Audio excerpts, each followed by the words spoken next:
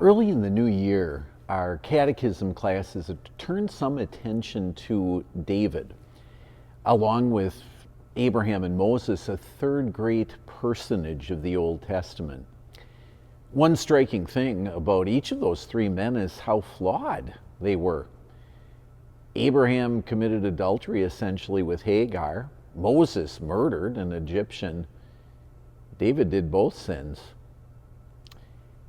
David probably should have been in the field with his army.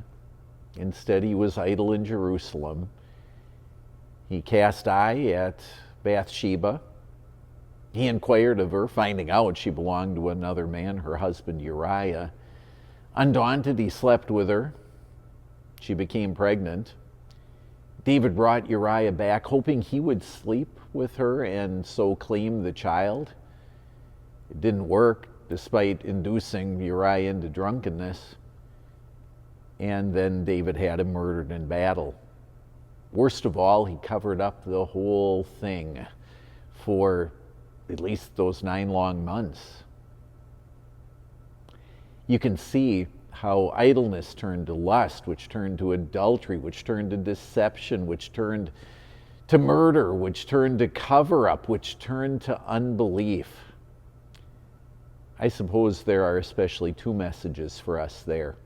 The first is this: we need to kill sin in its crib before it grows up and like a monster it consumes us. We need to battle our little sins before they become big and daunting.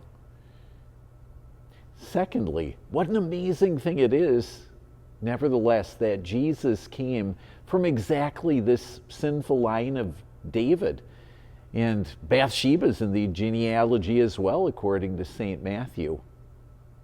To think the sinless one came from thoroughly sinful stock to forgive the sin of his sinful ancestors. And you and me, our lust, gone in baby Jesus. Our deception, gone in baby Jesus. Our cover-up, gone in him. In the new year, dedicate yourself to hearing and appreciating that message all the more, including in worship. Don't miss your opportunity to ring out the old and ring in the new in worship Tuesday the 31st at 7 at night, or Wednesday the 1st at 9 o'clock in the morning. We'll see you in worship. In the meantime, have a great end to one year and a good start to the new one.